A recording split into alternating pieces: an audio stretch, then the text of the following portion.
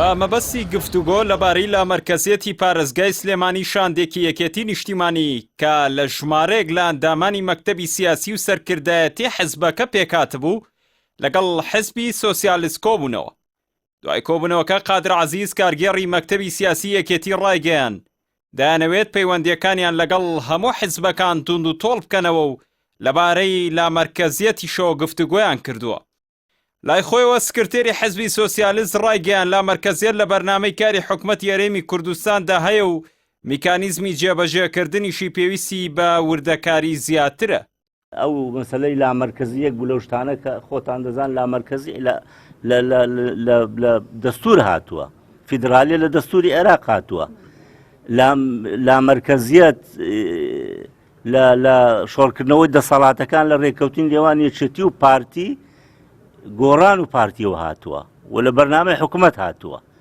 یعنی نابی تەفسیری خراپی بۆ بکرێ. ئەمە هەر وڵاتێکی بەهێز لە دنیا ئەوەیە کە بەڕاستی لا مەرکەزی فیدراالیەت بۆ ناوچەکان هەبی. کەزیێت لە بەرنامەی حکوومەت هاتووە لە بەغاوە خۆی بۆ خۆی لا مەرکەزی هاتووە لە فیدراالێکە و لە حکوومەتی هەرێمی کوردستانیش بە هەمان شێوەیە و لە بەرنامەی ئەو حیزبانەی ئێستا حکوومەتیان دروستکرۆ بە تایبەتی یەکێتی نیشتیمانی و پارتی دیموکراتی کوردستان و ئەو هێزانی کە ئێستا لە حکوومەتن خۆی بۆ خۆی بەرنامەی شایعی هەڵبژاردننی ژەر بۆ لامەرکەزی بووە. بەڵام چۆن ممارەسەی لامەرکەزی بکرێت، جێبەجێکردنی قەرارەکان بکرێت. مەسەلا قەرارەکان هەیە حکوومەت هەیە داوێتی مەسەلا ئەنجومەنی پارێزگاکان خۆی بۆ خۆی لامەرکەزیە. بەڵام ئەمانە پێویستی بەوە هەیە وردەکاریەکان بۆ شتێکی بچووک لە محافەزەیەکەوە لە ناحەیەکەوە نەچی بۆ شوێنێکی تریا بۆ پایتەخت. ئەمانە لێرە چارەسەر بکرێت. تەنها مۆزوعەکان جێبەجێکردنی قەرارەکانە، نەک ئەوەی کە قەرارێکی تازە بێت. لەلایەکی دیکەوە بۆ هەمان مەبەست کۆبوونەوەی نێوان شاندی یەکێتی نیشتیمانی کوردستان و یەکگرتووی ئیسلامی کوردستان لە سلێمانی بەڕێوە چوو. بەپێی زانیارەکان لە کۆبوونەوەکەدا باز لە چەند پرسێک کراوە، لەوانە بژێوی ژیانی هاوڵاتی و موچەخۆران و پێکێنانی کابینەی نوێی حکوومەتی عێراق. دوای کۆبوونەوەکەش کۆنگرێکی ڕۆژنەمانی بۆ هەردوو لا ڕێکخرا و ئامانجی سەردانەکە خرایە ڕوو. و بارودۆخی سیاسی هەرێمی کوردستان و ئەوە گەرانەی لە بەردەمن و باسی موچە و باسی خەمی هاوڵاتیان و باسی ئەو کێشانەی ئێستا لە هەرێمەکەمان هەیە کە کێشەن بەڕاستی بەرۆکی هەرێمی کوردستانی گرتووە. خەمی هەمومانە لایەنە سیاسیەکان خەمی بخۆین، دەرچەی بۆ بدۆزینەوە چی بکەین و پێمان وایە ئێمە هەمومان مەسئولین لەو هەرێمی کوردستانە، بە تایبەتی یەکێتی نیشتیمانی کوردستان و پارتی دموکراتی کوردستان و بزوتنەوەی گۆڕان کە لە حکوومەت بەشدارن ئەرکیانە لەم خۆناغا زیاتر لەو حکوومەتە خزمەتی هاوڵاتیانی هەرێمی کوردستان بکەن. حکوومەت دەبێت خزمەتی هاوڵاتیان بکە.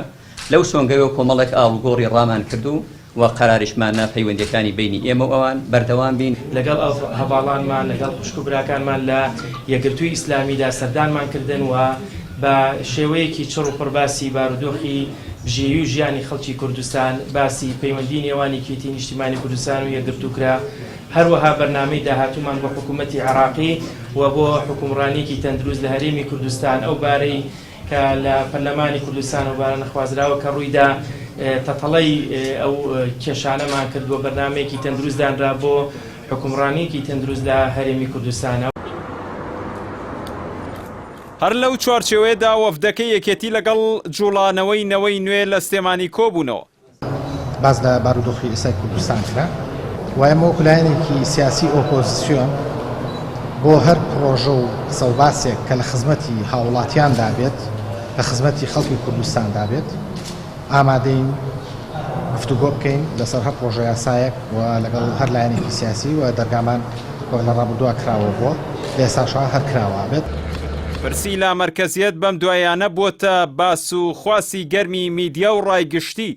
هەموو لایەنەکانیش کۆکن لەسەرەوەی دەبێت ڕێوشوێنەکانی چەسماندنی لا مەرکەزیەت خێرا بکرێ و واک سیستمێکی کارە پەیڕەو بکرێ.